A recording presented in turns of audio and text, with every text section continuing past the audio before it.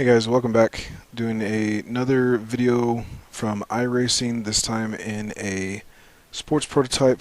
It's called the Audi R18. Just a little bit about it. It raced in 2016, uses a V6 diesel turbocharged engine. For those who know engines, it's a 4-liter engine. It also has a hybrid system in it, so it actually gets energy from braking, which you then can apply to the front wheels.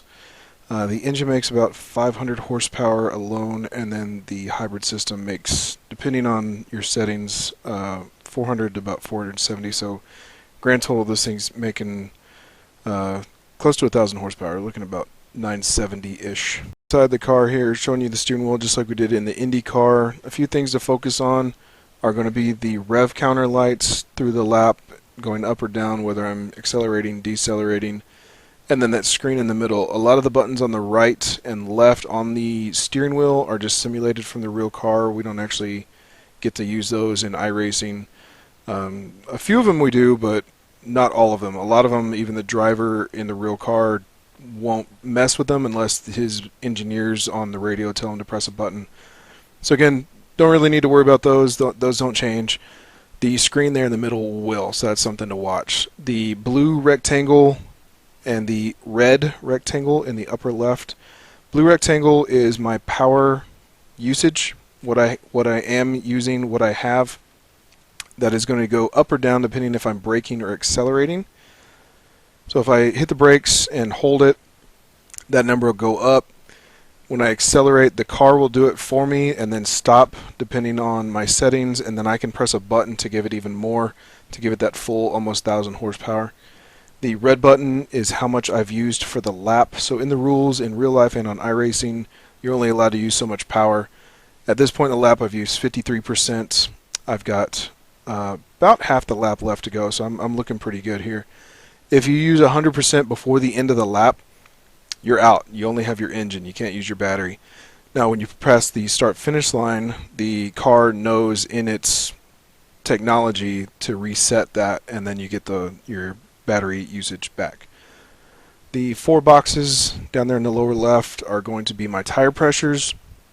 The yellow 3.38 is going to be my fuel. The white 171 is my speed in miles per hour. The yellow and red where it says actual and target is something we don't get to mess with. In real life, they have fuel numbers that they need to meet by rules. They're only allowed to use so much at a time. So those we don't get to mess with those. iRacing's already preset those. I don't even really look at them. The yellow box with the 5 in it is my gear.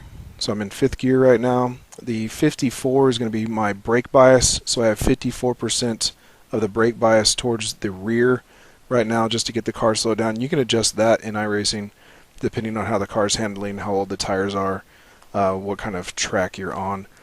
And then number 7 there is actually the power that my battery will pull with. So a lower number actually gives you like extreme boost, but you use the boost a lot quicker. Number 7 is kind of lenient. I like to have a little bit more control over when I'm using the boost button, so I usually leave that closer to the base setting of 6. 6 is, it's okay. You're kind of letting the car do most of the work, but I turn it on 7 to leave me a little extra so I can hit the button when I need to.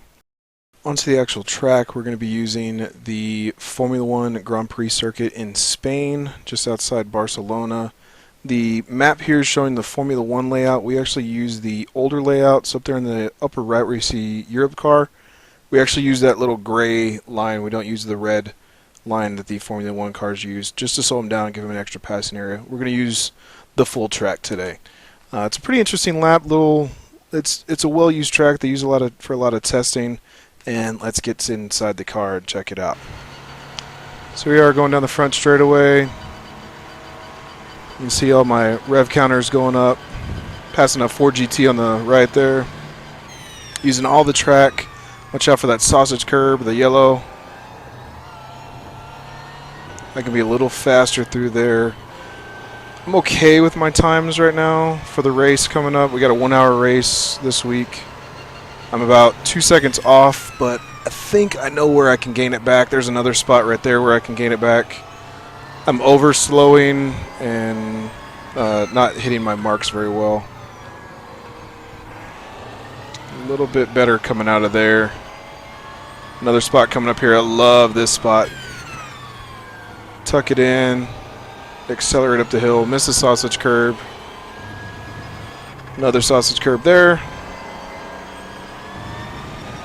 There's another portion of the track that's different from Formula 1. Formula 1 actually makes a left there.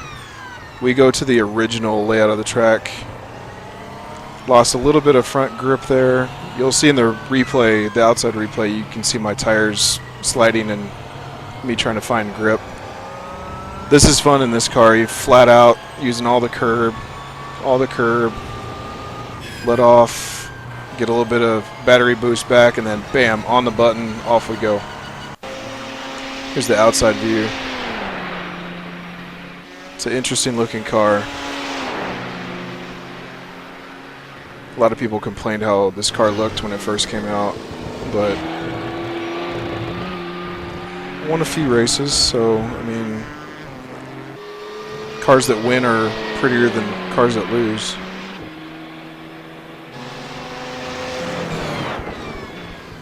You can actually hear that whine. That is me hitting the brakes and it regenerating energy. That right there, that was regenerating. Car didn't want to turn very well, so I'm going to play with the setup here a little bit.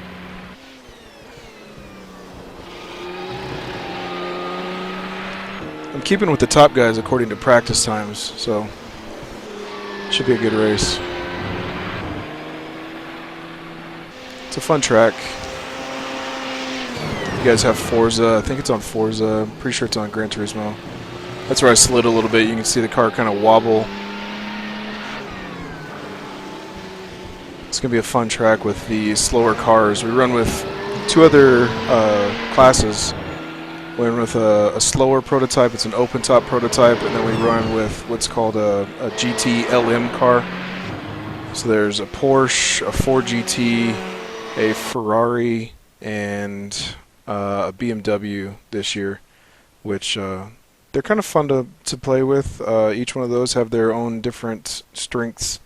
Passing them, and then we eventually catch them after about lap 6.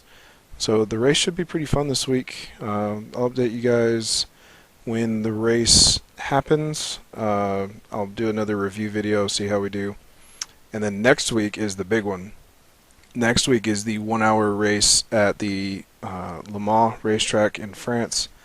And that's going to be a nice little practice session for the 24-hour race that I'm going to take place in June. So keep an eye out for that. Thanks for watching, and I'll see you guys later.